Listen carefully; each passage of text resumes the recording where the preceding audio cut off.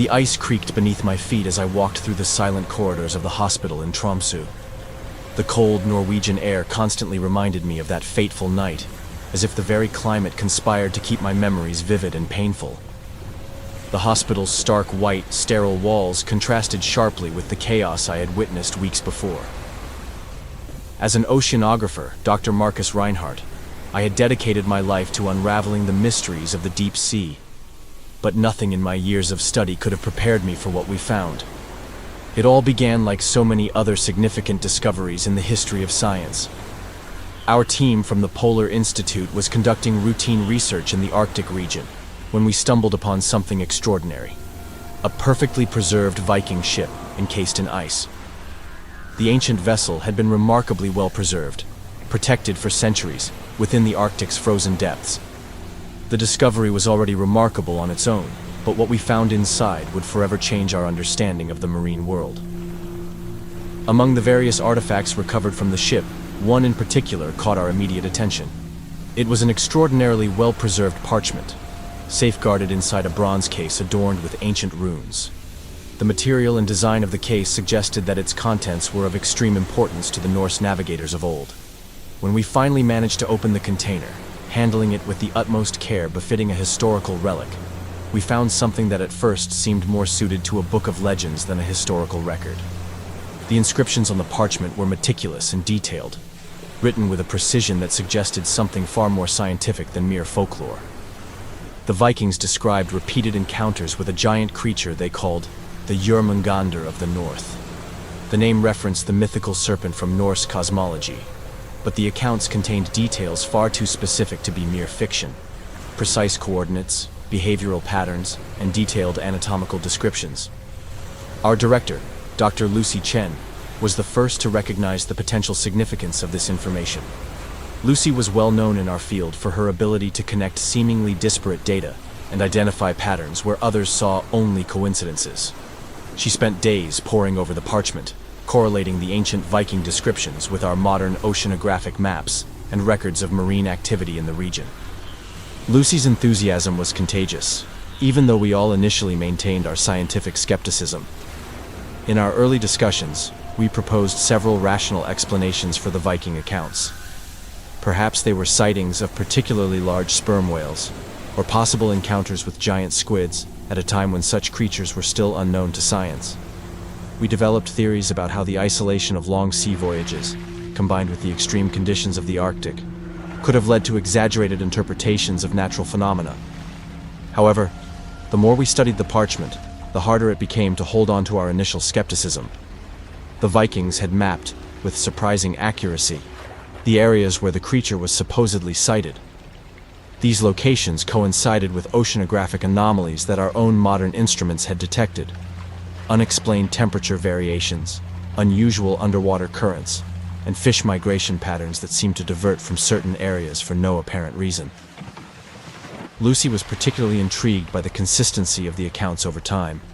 The parchment contained records spanning multiple generations of Viking navigators, all describing the creature in remarkably similar ways. There were none of the usual variations and exaggerations that typically accompany legends passed down orally. Each account added new observations, new details, as if it were a scientific study being built over centuries. During our meetings at the Institute's headquarters, the tension between scientific curiosity and professional caution was palpable. Some team members argued that investigating what was most likely just an elaborate maritime legend would be a waste of resources. Others, led by Lucy, insisted that ignoring such well-documented historical evidence would be a failure of our duty as scientists. The debate went on for weeks, but in the end, Lucy's perspective prevailed. Her reasoning was irrefutable. Even if we didn't find the mythical creature, the expedition could still uncover new data about marine life in the Arctic. Moreover, the coordinates indicated on the parchment aligned with little explored areas of the Arctic Ocean, regions worthy of investigation regardless of the Vikings' accounts. As we prepared for the expedition, I couldn't shake a mixture of excitement and apprehension. As a scientist, I had been trained to seek rational explanations, to doubt extraordinary claims until solid evidence was presented. But there was something about the Viking accounts that stirred a more primal part of my mind.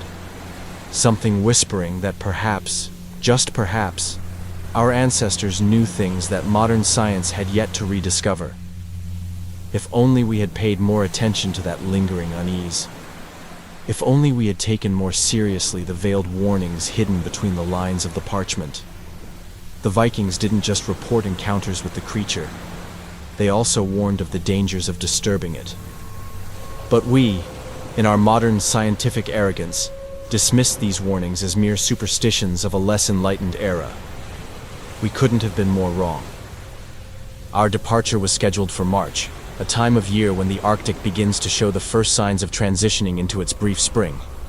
The Taurus H-37, our research vessel, was a modern and well-equipped ship, designed specifically for scientific expeditions in extreme conditions. I remember watching our team of 15 board the ship, each carrying not only equipment, but also expectations and theories about what we might find. The vessel was outfitted with the most advanced oceanographic technology available. We had state-of-the-art sonar systems capable of mapping the depths with remarkable precision, along with an array of sensors that could detect everything from minute temperature variations to changes in the water's chemical composition. But our most valuable piece of equipment was the ROV submarine, an advanced model capable of operating at extreme depths no human diver could reach. Preparation for departure was meticulous. Lucy insisted that we follow the exact coordinates indicated on the Viking parchment, so we spent days converting the ancient navigational references into our modern GPS system. It was a complex task that required not only technical expertise, but also a deep understanding of Old Norse navigation techniques. The morning of our departure was surprisingly clear by Arctic standards. The sky was a crystal-clear blue, with only a few scattered clouds on the horizon, and the sea was relatively calm. In hindsight, that tranquility seemed strange, as if nature were giving us a false sense of security before revealing its deepest horrors. For the first 2 days, our routine was fairly normal. We conducted regular measurements, collected water samples, and performed sonar scans. The team worked in shifts, keeping operations running 24 hours a day. The atmosphere on board was one of cautious optimism, with lively discussions over meals about what we might discover. On the 3rd day, everything began to change. We were conducting a routine sonar sweep when the first anomalies appeared. At first, they seemed like nothing more than interference, the kind of noise that sometimes shows up in equipment due to sea conditions. But the more we analyzed the data, the clearer it became that there was something different lurking in the depths beneath us. The organic mass we detected was approximately 2,000 meters deep. Its dimensions were terrifying, far larger than any known marine creature.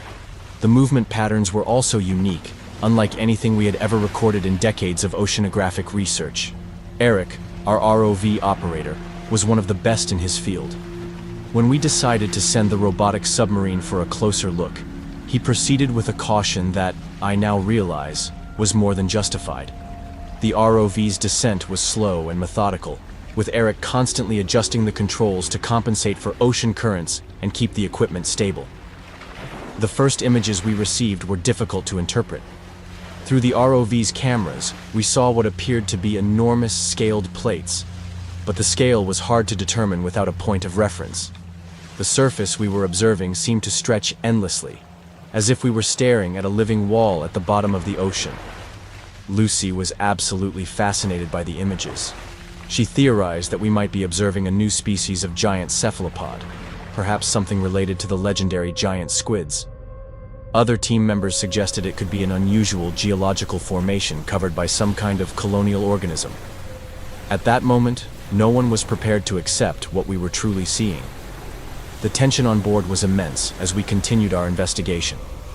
Our instruments began registering increasingly significant anomalies, sudden temperature fluctuations in the water, inexplicable current patterns, and seismic readings that made no sense.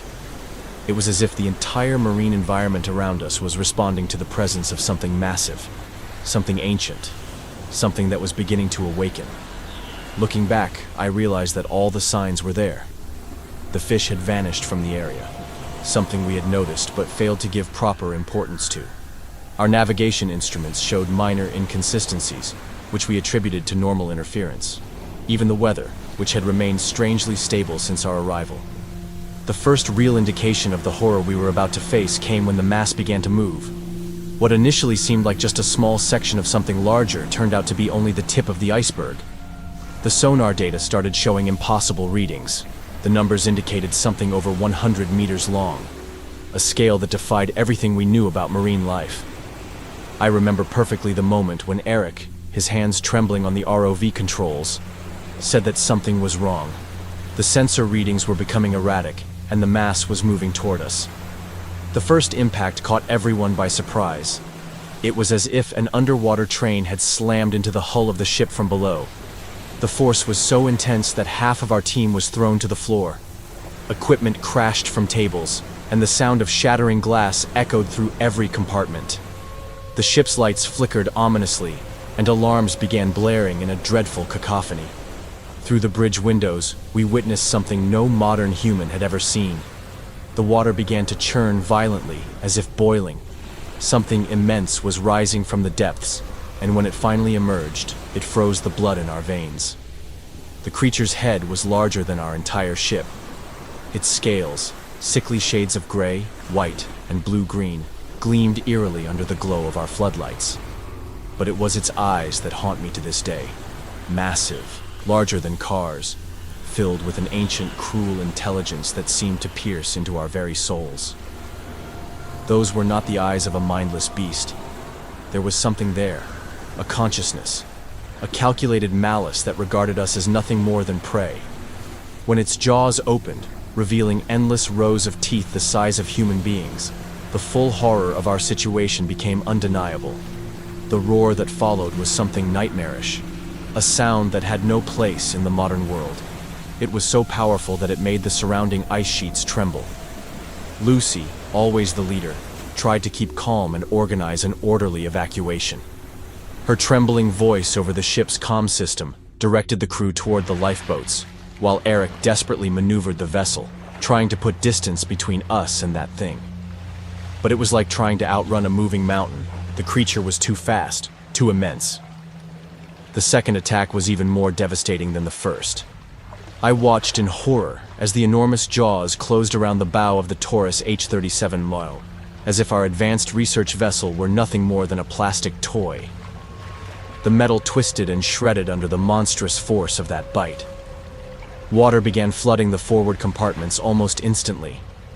The scene that followed is etched in my memory with painful clarity. Panic set in completely. People I had known for years, brilliant scientists with whom I had shared countless discoveries, were running desperately through the flooded hallways. The noise was deafening, a mix of the creature's roars, the ship's alarms, the crew's screams of terror, and the sound of metal being torn apart. Amid the chaos, I still tried to help. I ran to the lower deck, where I knew part of the team had been working when the first attack happened. The water was already knee-high, and the Arctic temperature turned every second of immersion into a freezing torture. I saw familiar faces disappear into the dark waters, heard cries for help that were abruptly silenced. The creature seemed to toy with the ship, like a cat with a mouse. Every movement was precise, calculated to cause maximum destruction. There was nothing random about its attacks. It was a predatory intelligence in action, methodically destroying our only protection from the icy waters of the Arctic. Time seemed to move differently during those moments of pure terror. Seconds dragged on like hours as we watched, helpless, as that force of nature demonstrated how insignificant we were. The Jormungandr of the North was not just a legend. It was a nightmare come to life, a living reminder that there are still things in this world beyond our understanding, creatures that should have remained only on the pages of ancient manuscripts. The destruction of the Taurus H-37 Norland was quick and relentless. The freezing Arctic water flooded every compartment of the ship with impressive speed, turning familiar hallways into deadly traps. The hull's metal, designed to withstand the harshest conditions, was torn apart like paper by the creature's monstrous teeth. The sounds echoing through the doomed structure were a symphony of horror, the groan of twisted steel, the roar of the encroaching waters, and the increasingly faint screams of my colleagues. Amid the chaos, I saw crew members desperately trying to reach the lifeboats. Some made it to the emergency vessels, only to be thrown back into the water by the creature's violent movements. Others were trapped in the lower compartments, their cries for help gradually fading until they were silenced by the freezing sea. By a stroke of fate, or perhaps sheer luck, I managed to locate Hannah, our onboard doctor, amid the confusion. She was trying to assist one of the injured technicians when I found her. Together, we made one last desperate attempt to reach one of the lifeboats that was still attached to the quickly tilting deck. The cold was so intense that every movement felt like a struggle for our very survival. The moment we finally reached the lifeboat is etched in my memory with painful clarity. Hannah, despite being exhausted and soaked, still maintained her professional composure, quickly checking our vital signs and organizing the little emergency equipment we managed to save. But it was just the two of us. Of the original 15 expedition members, only the two of us had made it to an intact lifeboat. The hours that followed were a nightmare of helplessness and horror. Floating in the dark Arctic waters, we became witnesses to the systematic destruction of our ship. The creature continued its relentless attack. The fuel tanks eventually exploded, lighting up the Arctic night with orange flashes that revealed in terrible glimpses the monstrous silhouette of that thing. The cold was our most constant enemy. Even with the survival gear in the lifeboat, the temperature was far below what the human body can endure for long periods. Hannah, using her medical knowledge, kept us moving constantly, forcing us to do basic exercises to maintain our circulation. But as the hours passed, I realized she was becoming weaker and weaker. During that endless night, we watched helplessly as the creature methodically tore apart what was left of the Taurus H-37 null. The sound of metal being ripped and crushed echoed through the waters, along with occasional explosions from equipment giving way under the pressure. At some point, the Serpent dived back into the depths, taking with it the wreckage of the ship, and, more painfully, the bodies of our comrades. Hannah began showing severe signs of hypothermia by dawn. Her words became confused, and her movements slower and slower. I tried to keep her awake, talking about her future plans, about her family in Oslo, about anything that could keep her conscious. But the cold was relentless, and gradually she gave in to it. Her last words were a request for me to tell the truth about what happened, so that the families of our colleagues would know they didn't die in a simple maritime accident. I promised her I would do that, even knowing that probably no one would believe me. Shortly after, she closed her eyes for the last time, leaving me completely alone in the icy waters of the Arctic.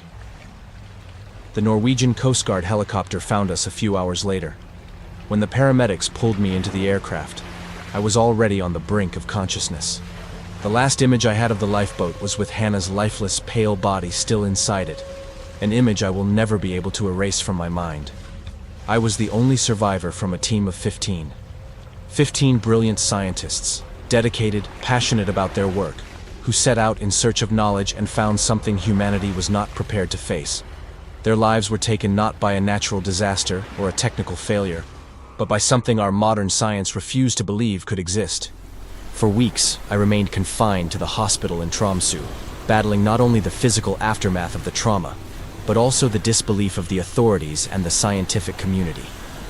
Meetings with naval investigators and representatives from the Polar Institute became exercises in frustration. My accounts were politely listened to and then discreetly filed away as delusions caused by post-traumatic stress. The official reports classified the incident as a shipwreck caused by extreme weather conditions and possible structural failure. It was a convenient explanation that didn't disrupt the established order of the world. After all, it was easier to believe that a ship had succumbed to the natural forces of the Arctic than to accept the existence of something that defied all our understanding of marine life. The families of my colleagues sought answers that I could not provide satisfactorily. How could I explain to Eric's wife that her husband had died trying to maneuver a ship against something straight out of Norse legends? How could I comfort Lucy's parents, telling them that their daughter had been right about the existence of a mythical creature, but that this discovery had cost her life? My own professional credibility was in ruins. Colleagues who had once respected me now avoided contact, treating me as an embarrassing curiosity. Research proposals were politely declined, invitations to conferences silently withdrawn. The academic world had decided it was better to pretend I didn't exist than to deal with the implications of my story. Now, sitting in my hospital room, I can hear the waves crashing against the rocks on the shore. The sound, which once brought me comfort, now carries a different weight. Each breaking wave feels like a reminder that there are things in the depths of our oceans that challenge our modern understanding. Creatures that existed long before we began exploring the seas and will continue to exist long after we have gone. Sometimes, during the long nights of insomnia, I feel something moving in the depths. It's not a physical sensation, but something more primal, an instinct buried deep in our DNA that warns us of ancient predators. And I know, with a certainty that transcends scientific logic, that the Jormungandr of the North is still out there, swimming in the frozen depths of the Arctic, patient and eternal, waiting for the next group of foolish humans to believe they can unravel all the mysteries of the ocean. My nights are now haunted not only by memories of the disaster, but by a deeper concern. We exposed something that should have remained hidden, and now that the world knows of its existence, others will come. New expeditions will be organized. New ships will depart in search of the creature. And I fear that next time, the consequences may be even more devastating. Because now I know that some discoveries come at too high a price, and some secrets of the ocean should remain in the depths, protected by the dark waters and the eternal ice of the Arctic.